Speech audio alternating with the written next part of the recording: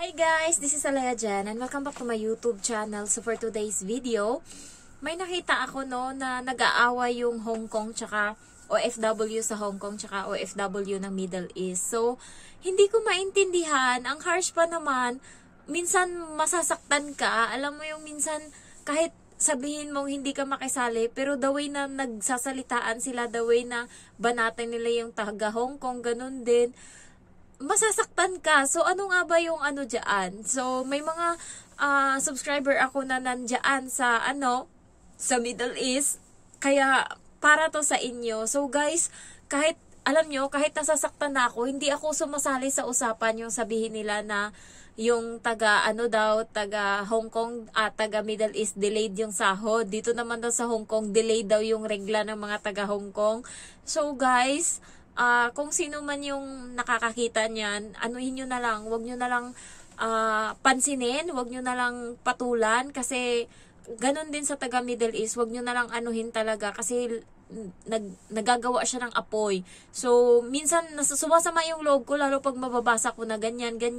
So, nasasali yung mga OFW na Hong Kong na mga matitino. Ganon din yung mga taga Middle East, syempre. Yung nagsimula niyan is gusto lang naman ng engagement, gusto na kumita sa Facebook. Nagsisimula siya ng away. Ngayon, ang laki na ng away. So, hindi na napipigilan. Minsan, na talaga, yun nga, sinasabi nila na yung mga taga Hong Kong daw, parati daw inaano dito, chinochorba, ganyan. So, wala na tayong pakialam. Iba-iba tayo ng choices sa buhay. Hayaan natin sila. Maging, alam nyo, sa social media ngayon, konting lang, pwedeng magpakamatay yung tao. So, choose to be kind. Ayan. So, kahit papano naman, hayaan nyo na sila yung away nila dyan. Pero, i-explain ko lang sa inyo yung pagkakaiba ng Middle East tsaka Hong Kong. Sa Middle East, is maliit lang yung sahod, malaki yung bahay na tinatrabahuan nila, and also wala silang day off yung iba doon. Yung sa Hong Kong naman, yung sahod is 38,000 na ngayon. May day off kami, meron kaming holiday. Maliit lang yung bahay na pinagtatrabahuan namin. Ito naman yung dyan, yung bad news.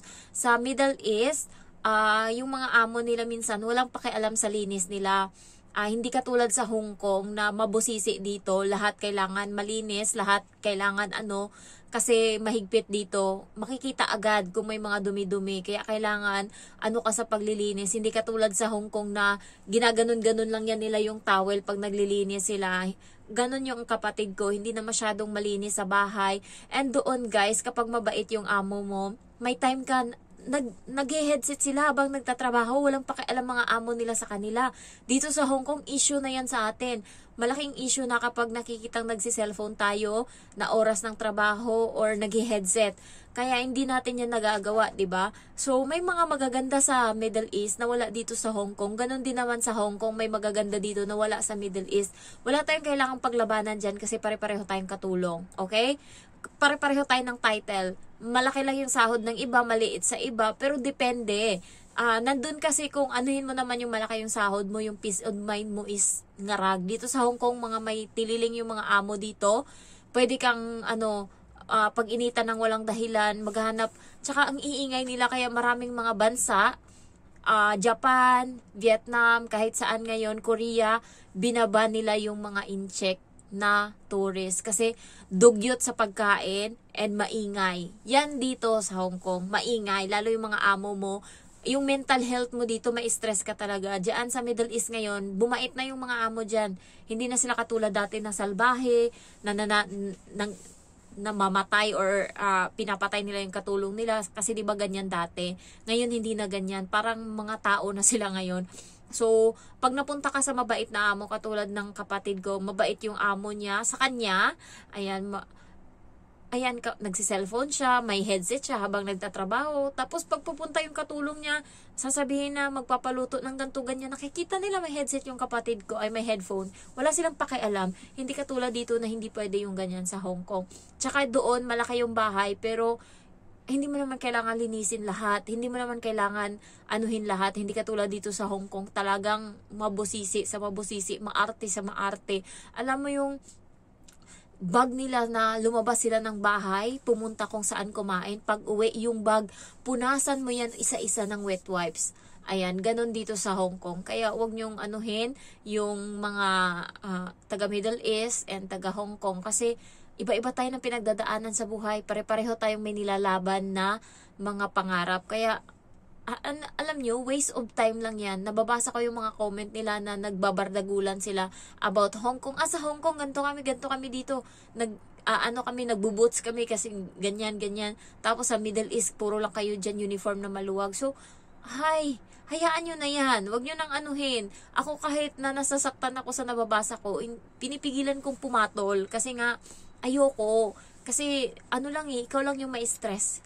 Kung hindi naman sinabi yung pangalan mo dyan, huwag mo saluin. Hayaan mo sila dyan. Kasi nagpapaano din sila.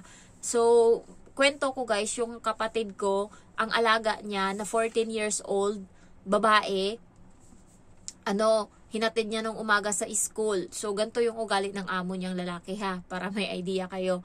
Hinatid niya yung alaga niya sa school. Pagkahapon, hindi na siya yung nagsundo sa alaga niya, yung tatay na ng yung amo na niyang lalaki.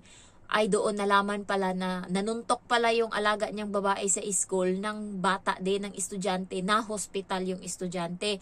Pag uwi ng bahay, hanger yung pinalo, sinarado yung pinto sa kwarto, hanger yung pinalo. Tapos yung hanger ng taga Middle East, iba siya, kahoy, ganyan, bakal. Tapos may isa pa na parang stick na bakal din. Ayan. Tsaka yung isa na pinalo sa kanya is nakalimutan ko na. Tatlong type ng yung pinalo sa kanya. Kalahating oras. Bugbog as in. Talagang palo kung palo. As in, maawa ka sa sabi ng kapatid ko, grabe yung awa ko. Alam mo yung si Jesus Christ daw sa natin na maraming dugo, ganun yung pasa, marami, ganun daw yung mukha ng bata. Buti ka mo, nakalayas yung bata, nakatakbo, nakawala doon sa kasi hindi siya titigilan ng amo niya. Talagang as in, palo lang ng palo hanggang sa nakahanap siya ng paraan, nakalaya siya, nakatakbo siya. Ngayon, hindi nila napansin, umalis. Kapitbahay nila, classmate ng bata, doon siya nagtago. Doon siya pinuntahan ng kapatid ko. Nagtanong sila kasi hinanap na nila.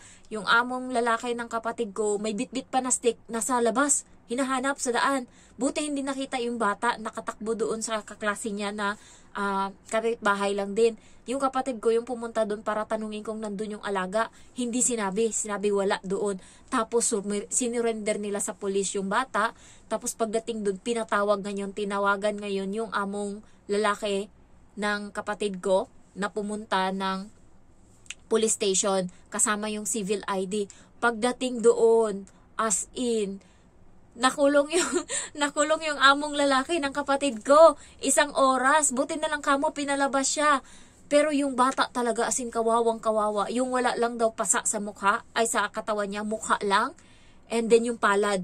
The rest daw, marami daw dito. Ito daw talaga yung natamaan, abaga, likod. Ayan. Dito daw, braso. Ang dami daw talaga, hindi mo ma-explain. Grabe yung amo niya manakit, parang papatay na yung bata. So nakulong yung amo niyang lalaki. Tapos, ipulis din yung amo niyang lalaki, kaya siguro may kapit din. Tinanong kung bakit niya nagawa yun sa bata. Sinabi niya, stress ako kasi ako lahat. 6 yan sila. Ilan ba? 5, 6. 6 yan sila. Hindi, 1, 2, 3, 4, 5, 6. Oo, 6 silang magkapatid. Tapos, lahat yan inaalagaan ko. Yun yung sagot ng amo niya lalaki. Lahat yan inaalagaan ko. Kasi yung nanay nila, may stage 4 na cancer. Stress ako ngayon kasi nasa hospital yung nanay. Hindi pa lumalabas ng ilang buwan na doon. Tatlong buwan na mahigit guys. Lumabas lang yung nanay ng siguro mga 2 weeks. Umuwi ng bahay. Pinagawan pa nila yung 1 kwarto doon sa bahay. Pinagawa nila ng parang hospital. May hospital bed. May lahat-lahat ng mga equipment nandun.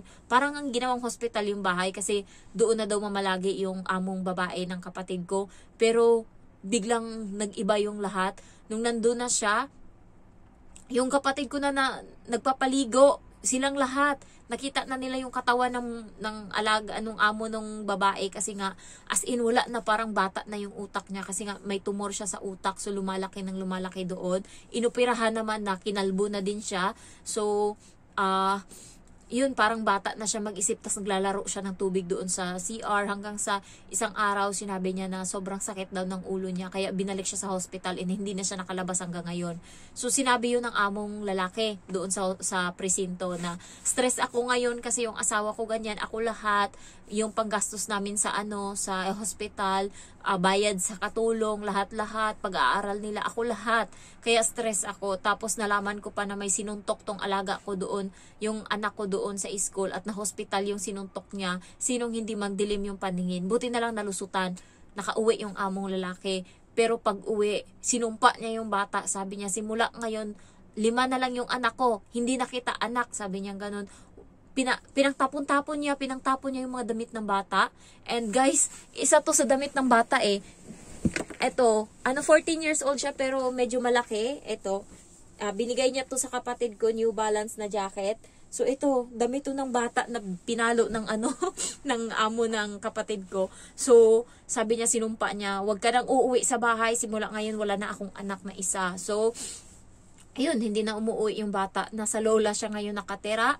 And pinakita ng kapatid ng among babae yung picture ng bata. Sobrang kawawa talaga yung bata. Sabi ko, buti na lang kamo nakatakbo. Nandun tayo sa kailangan mong paluin. Pero hindi naman yung kalahating oras mong papaluin. 14 anyos lang yan. Payat lang yung mga Arabo na babae, di ba?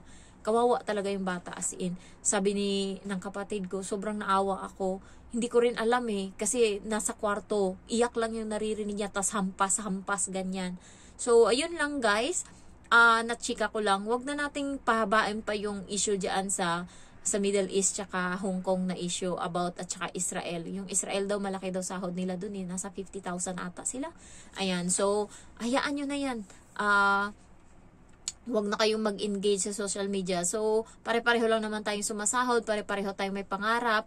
Ay, isang beses pala may doon na nag-post doon kung sa daw ba yung anong napundar nyo sa loob ng pagtatrabaho nyo abroad. Tapos pinost ko dyan yung picture ng bahay ko. Tapos ang daming nag-comment na mga taga Middle East na, wow, ang galing naman kabayan. Ang bilis mo lang nagawa yung bahay mo. Sa akin, ang laki pa ng kailangan tapusin.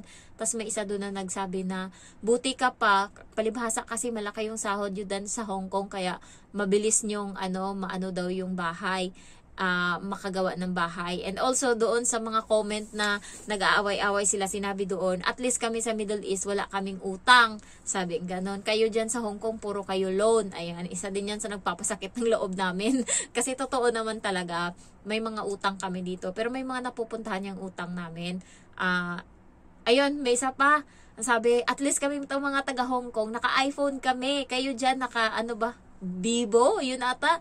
Ayan, yung mga ganun ba, napakabata isip ng mga away. So, oo nga, may mga utang kami dito sa Hong Kong. Binibili naman namin yan or pinapagawa, nininegosyo namin yan, ganyan.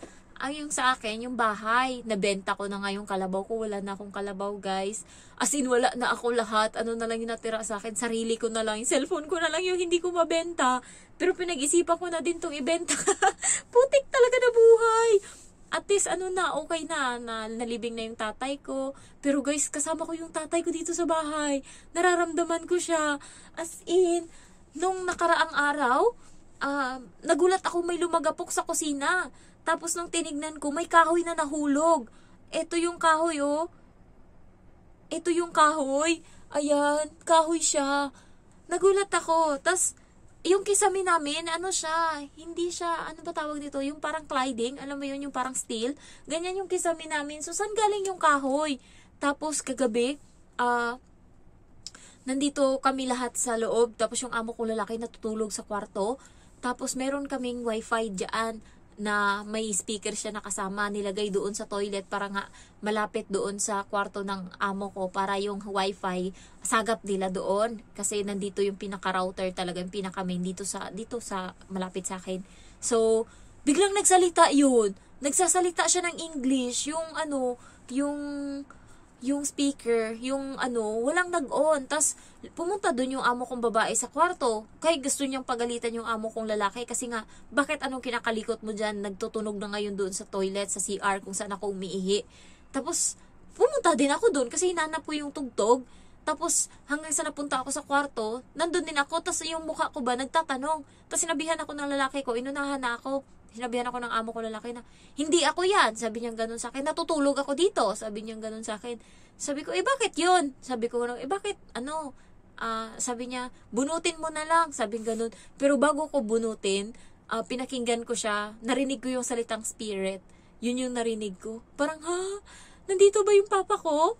Simula guys, nung namatay yung papa ko, tapos bumalik ako dito sa Hong Kong, marami na akong napapansin kakaiba, as in. Tapos kanina naamoy ko yung amoy ng ng kabaong niya, yung niya ba, amoy ng gamot, ganyan. Naamoy ko kanina dito sa higaan, kasi kausap ko yung mama ko. Andito siya, sumama sa akin, kahit na nagawa na ng ritual yung amo kong babae, pag dating ko galing sa, sa Pilipinas, paglapag ko ng airport, dito sa Hong Kong, hindi ako dumiretso dito sa bahay. Pinunta niya muna ako doon sa hotel. Pinatulog niya ako doon ng isang gabi para yung kaluluwa hindi nga sumama dito sa bahay, maiwan doon sa hotel. Tapos pagdating dito, may palanggana siya na nilagyan ng tubig na may mga dahon-dahon dyan, kung anong mga dahon-dahon yung nilagay niya. Tapos, ipunas ko yun sa buo kong katawan, yung tubig, ganyan. Tapos, tapon ko sa labas ng bahay, doon sa labas ng building yung tubig, tsaka yung yung basura, tinapon ko doon sa sa basurahan sa labas din ng building. Dami niyang ritual pero nararamdaman ko yung papa ko dito. Yun kasi yung promise ng papa ko. Akala ko nga hindi magkakatotoo Sabi niya talaga, mamatay daw siya, yun yung promise niya sa amin. Kahit mamatay daw siya, kasi alam niya naman na mamatay na siya, pero daw yung kaluluwa niya daw, iiwan daw niya talaga. Daw siya, magbabantay daw siya sa amin kasi yun lang daw yung magagawa niya. Sabi niya, hindi ko na kayo mababantayan ngayon. Na lang, pagka mamatay ako, babantayan ko pa din kayo. Nararamdaman namin siya kahit saan, kahit doon sa bahay namin doon. And dito, nararamdaman ko siya dito. Andito siya. Ewan ko, bakit? Hindi ko talaga ma-explain. Basta nandito siya. So, hindi ko lang hindi ko lang pinapansin sa amo ko. Hindi ko sinasabi kasi baka mapagalitan ako. So, thank you for watching guys and I love you all. Bye-bye.